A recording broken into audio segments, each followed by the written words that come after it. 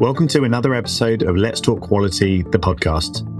My name is Hamish Alangaratne, and since 2023, I've been interviewing some of the most talented and well-respected quality leaders in the pharma and biotech industry to learn how they got to where they are now.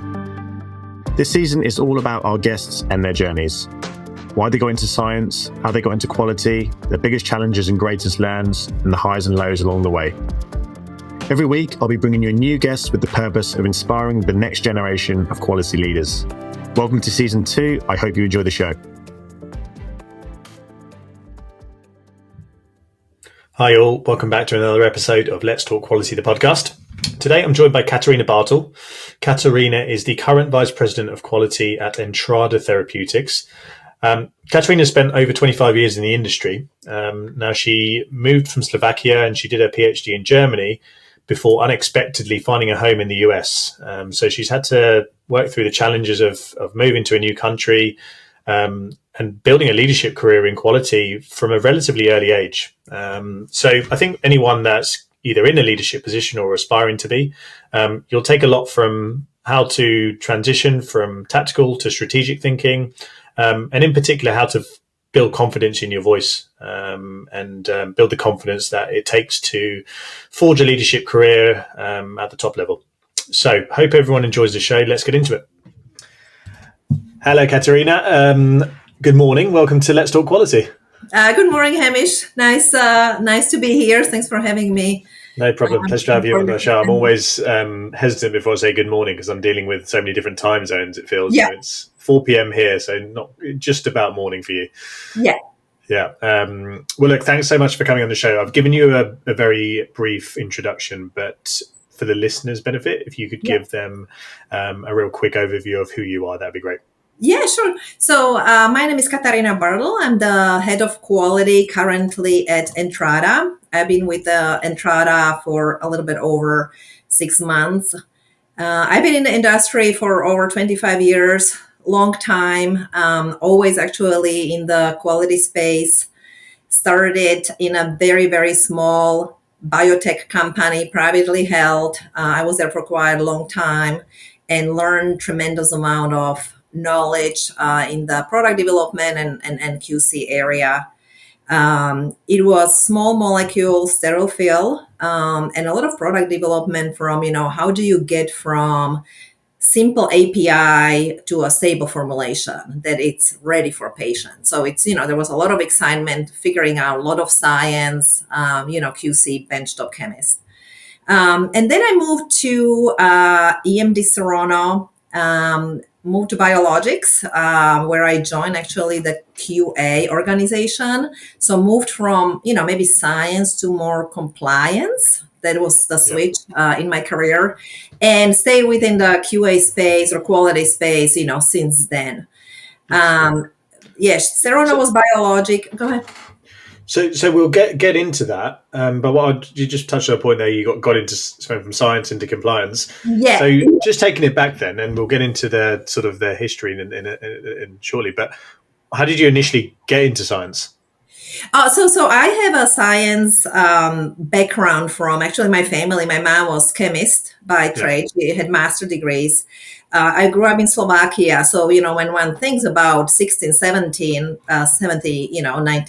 1970, I grew up in a communist country. So having a mother who was extremely educated, not only as a woman, but, going through college education, 5 years in a science field was very, very unusual. And, she was my mentor, my role model, and I really followed her footsteps to get into chemistry. Same college, same place, same classes that she attended. So it's pretty amazing from that standpoint of, going in the footsteps of your own mother. Yeah, absolutely.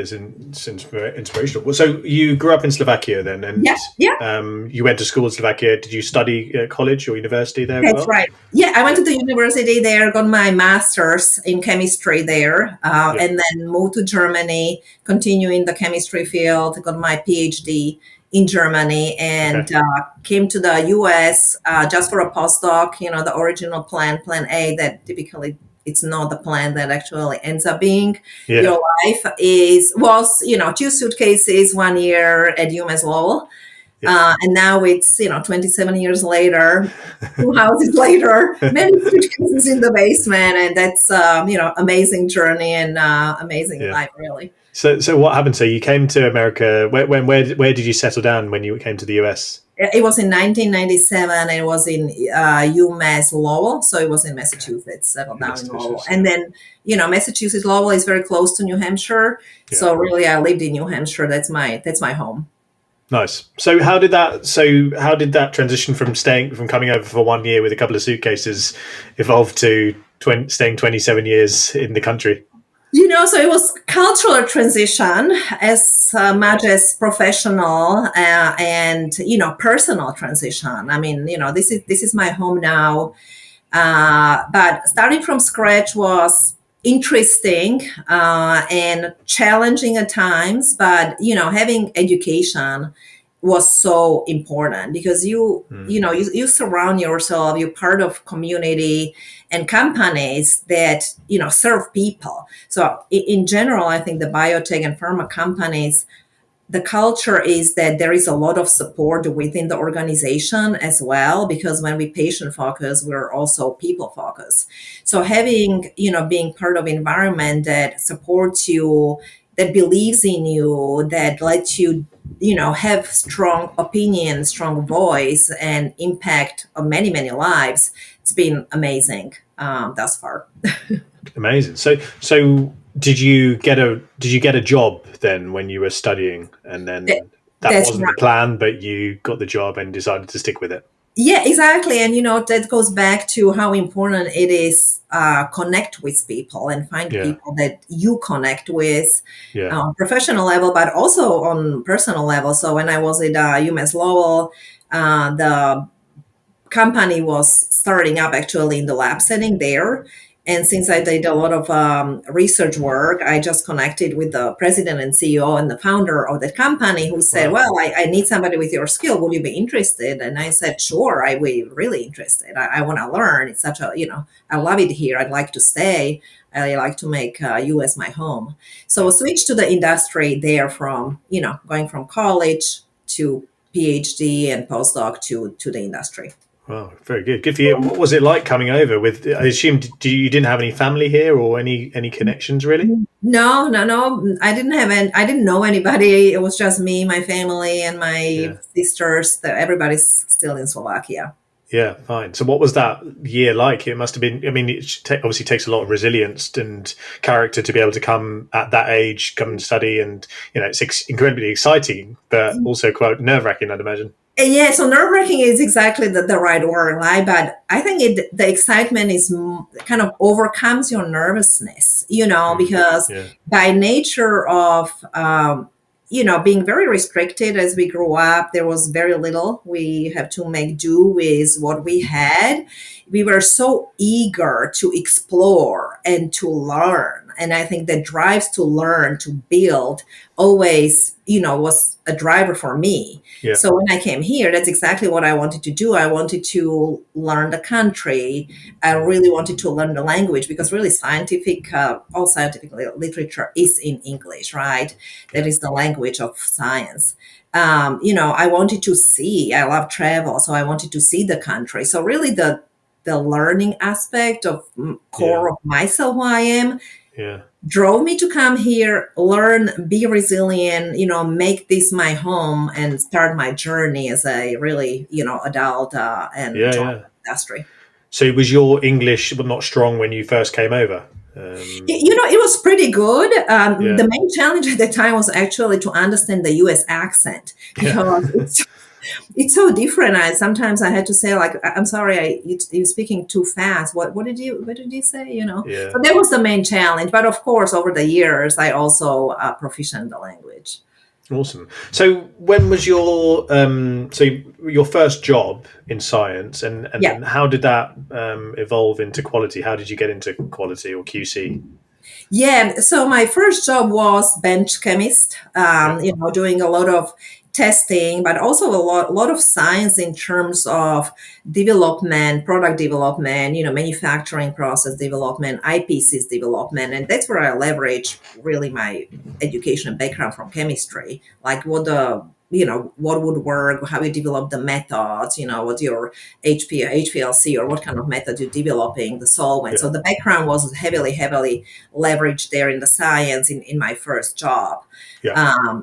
But I also love the QC because it's very defined process, and that's where I think I also fell in love with compliance, regulation, and having working people from the QA standpoint of oversight and how we as an industry can make products, compliant products, high quality products for patients using the guidelines and regulations that govern our work. Yeah. So that was so that's how I fell in love with the industry and then quality as well. Yeah, yeah. And so you did. So would you say, how did your career, I guess, in the early days from bench chemist to going into QC, how did that evolve over the next few years into more of a quality leadership position?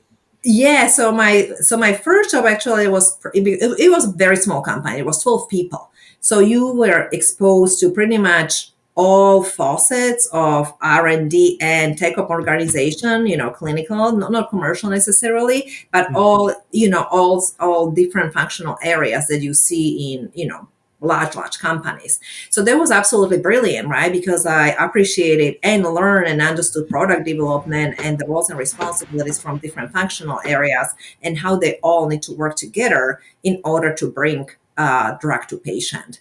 Yeah. So when I left my first job at Bioconcept, I was actually already at the director level. So not leadership position in very small company.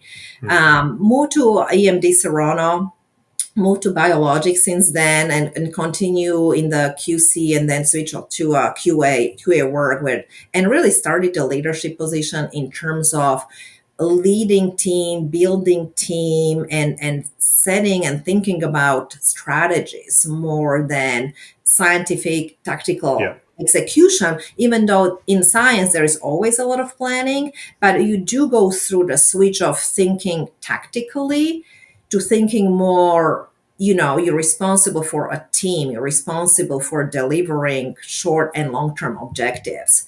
So that was my switch to maybe more leadership positions, and then continue in the leadership roles from EMD Serrano to Shire, that is now Takeda. Yeah.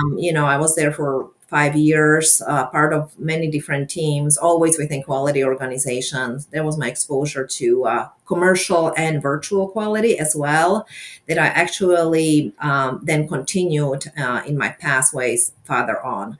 So I joined Karyopharm as a very small company there in Newton, Massachusetts. And that was really another significant moment in my career, because that was when we started to build commercial system, which is, the building again, learning and building is kind of a common thread throughout my career. And then continue to Amilex, and continue to Entrada now. Yeah. Very good. So you were just taking back to that small company of 12 people. What was the name of that company? Bioconcept Laboratories. Bioconcept. So I appreciate it's a small company, but obviously someone's identified a potential in you to lead people. Yeah. What was it at that stage? Because obviously that's very early on in your career.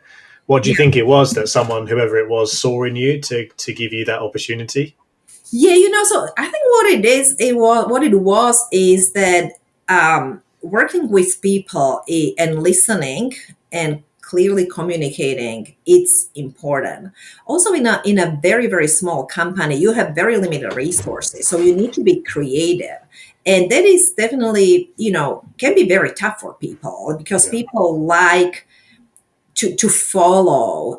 People like to have resources, and small companies certainly, Bioconcept was very limited with this. So having the creativity and maybe again, the courage and tenacity to be creative and work with people, very small team, but still, work with people to get us and accomplish and deliver on the goals. And it was service industry, so deliver, making sure clients are happy with what we're doing and it's a high quality work, was very important. And it was exactly how you said. There was a mentor, trusted partner, who helped me to get to the next stage of my careers. Yeah.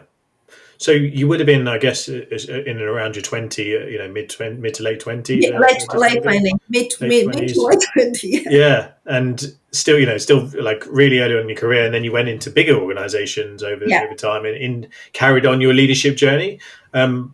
What were those? What was that like? And like, what were the challenges? And I'm sure there are many, but I'm always interested for young leaders that are go through their career, some of the challenges that they would have faced in that early career and how they may have handled things differently now. Yeah. So maybe the early challenge, and this is over 20 years ago. So at that time, quality was not necessarily seen as a part of a team, as a partner. Quality was our own function that we came, we review badge records, we would, do our own work, but there was very little maybe planning and being part of a team. And that was the main challenge, because when quality came into picture very late, there was problems with this operation model, right? The problems were, the first one, we typically did not understand some of the operational discussions, alignment, even challenges, technical difficulties, right? We were really just paper and reviewers. We also did not have relationship with the teams, because you don't go to the same meetings, you don't have the same discussions. Yeah, you have a donuts together, or you have a Yeah, coffee together, but that is not bringing everybody along. Like, the change yeah, management part was really missing, and I think that was the main challenge, that we were seen as a obstacles, as a police, and not as a part of a team. yeah, I think it did change, over time. In general, as an industry, we're starting to see and embracing quality a little bit differently. But I also do believe that quality leaders realize that there is something wrong how quality has been operating in these yeah, models of silence, and started to say, how can we become more part of the teams, whether it's tech ops or R&D, or clinical teams, however you're going to structure it. mm, And start collaborating with leaders from many other functional areas, yeah, and started to think, how can we enable the organization to get to the ultimate goal? What is the strategy, and what is our role, whether we're leading or supporting or enabling, but we have a role in every single step in a mm, biotech and pharma yeah. industry. Yeah, I mean, I literally just did a LinkedIn post earlier today, about an hour and a half ago, exactly about that sort of. Oh, so I did not see it. No, yeah, I'm not I'm not saying you paraphrasing did, but something. It's fascinating that you say that, because I started recruiting into quality 2011 it was, and there was definitely that perception of quality being the police, the office of product prevention, or whatever people wanted to call it at the time. Yeah, And there was that, look, people were happy in their jobs. I'm sure a lot of people were working for good companies, but there was definitely an element of, um, I guess, frustrations around how quality as a function was yeah, perceived within an organization. yeah, And I don't think that's completely gone away now, but I do think it has, and I'm sure we'll talk about it, but and it'd be interesting to hear your thoughts, but I do think it has improved. yeah, And that's down to, people like yourself and good leaders that are able to quantify the value that a quality function is adding to an organization. yeah, So I do think that it's improving, but there's still, I still speak to people very often who say that, their company is trying to take shortcuts, or yeah. they don't see the value in their quality function. So there's work to be done, but yeah, it's a constant topic which I talk to a lot of people about. So it's Yeah. it's interesting. Yeah. It's very interesting. And I think, we as quality leaders have the responsibilities to make that change. Exactly. And Yeah. is it easy? No. Hmm. But if we believe in it, and you get to know the company culture, and you are actually impacting the company culture. I mean, as Yeah. once you get to the VP level, you've got to have a strong voice. You don't go to a meeting just to listen. I mean, if you don't have anything to say, probably it's not the right meeting. Or Yeah. do you know what I mean? Yeah. And I think people, certainly in the organizations I've been part of, they actually seek the input. They want to know what you think. That's your role. Yes. And I think that's, how I said, I think that's what quality needs to continue to collaborate and enable to move the industry to think from quality as a not part of a team, think about quality as a part of a team. And if quality is not on the table, somebody said, well, we want to know what they think, because if we don't know it now, it may cause issue later on. Yeah, exactly. And like you say, I think that a lot of it is down to the culture of the organization at the top, but a Yeah, lot of it is a lot. Yeah, yeah. But also, how, like you say, how quality leaders can vocalize and how they deliver their message and how they yeah, communicate.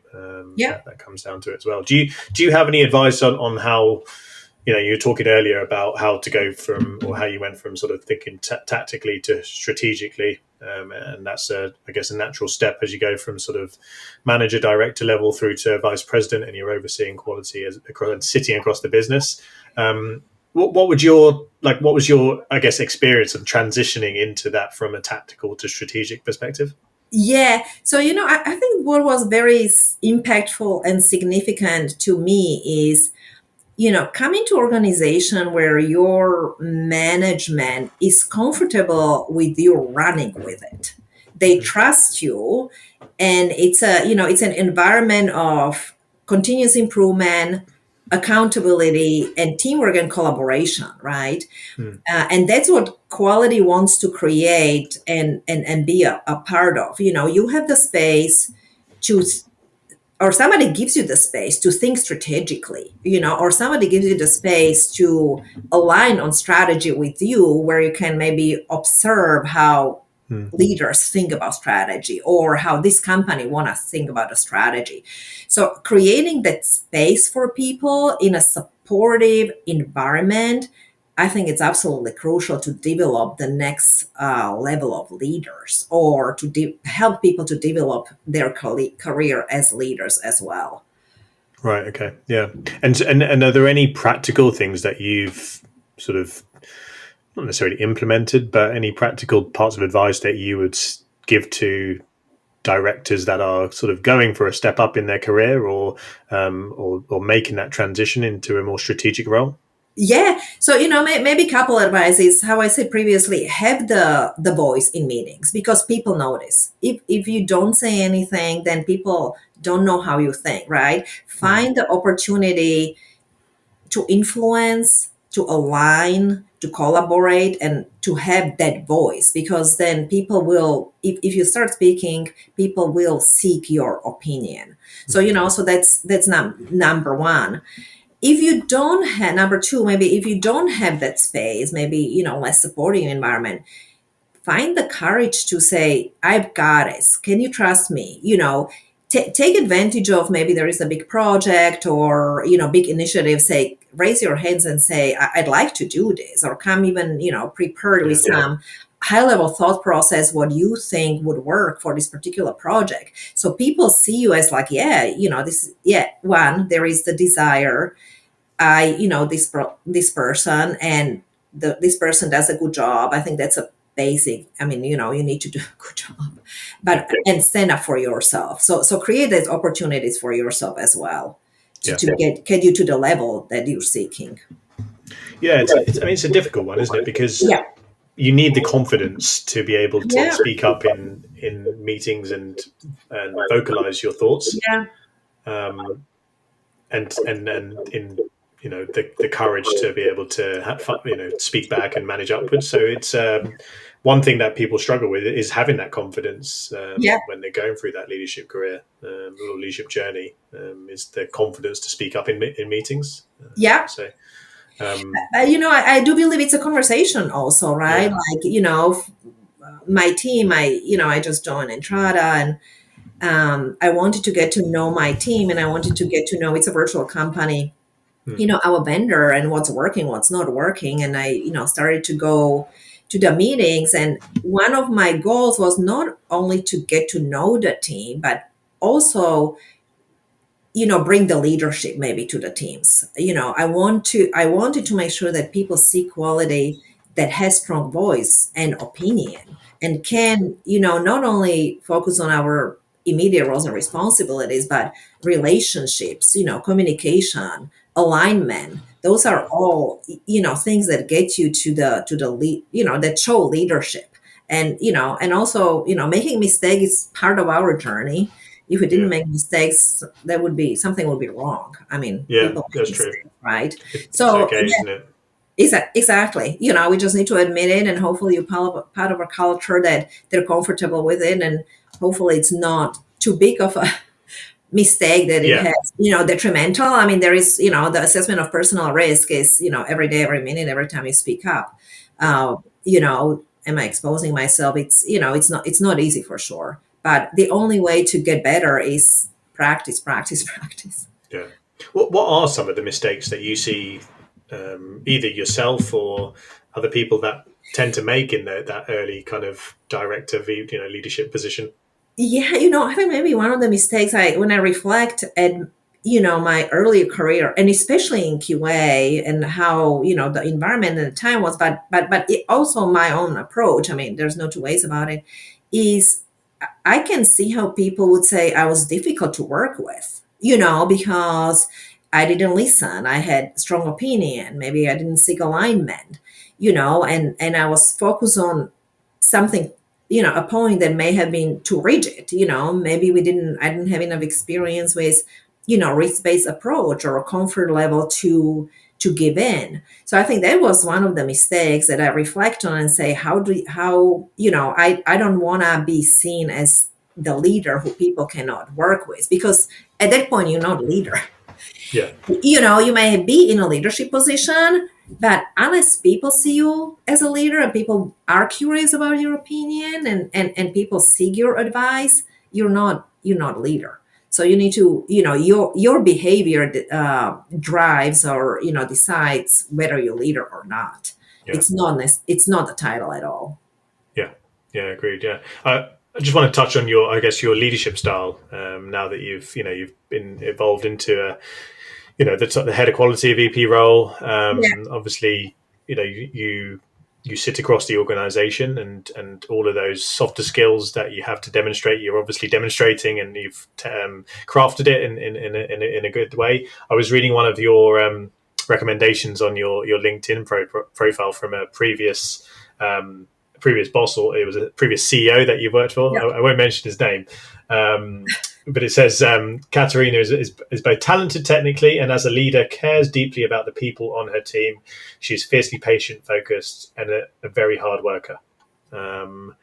So I think that the thing that stands out for me when I speak to people like yourself and leaders is that deeply cares about the people on the team, and fiercely patient, focused. Two of the biggest traits. What is your leadership style, and how has that, I suppose, evolved? Yeah. So you know what, my leadership style is get to know people, understand what's important for them, and build the trust over time. You get to know people in meetings, but also a lot of conversations, kind of one to one, right? About getting to know them on personal level as well, and not necessarily, what did you do last night or what's your plans for the weekend, but what is important for them, right? Like, how do they think? How can I work with them to get them excited? How can I work with them to deliver on strategic initiatives? How can I work with them at times when it's not going to be easy? Because in order to understand what's important for them, you can start leading them, right? You have relationship. So I care about getting people, to know on that personal level, from the standpoint of how we as a professional can work together and can accomplish and can support each other and trust each other in good times and, in bad times. And then also have the conversation about them. What kind of support and relationships and interactions do you expect from me? have the conversation early on and then continuously check in like, hey, am I doing okay? Am I talking too Mm. much in the meetings? I'm thinking stepping away. Do you think you're ready to take it on? And then you hear like, oh, I learned so much. I'm totally ready. I understand now. Or just say like, I Mm. still need more support. Things are tough. And then you keep supporting them. So having always that pulse on your team outside of workload and strategic initiatives and goals and what's going well and what's not going well, I Yeah. think that makes you, care about your Yeah. team. Yeah. Yeah. Agreed. Yeah.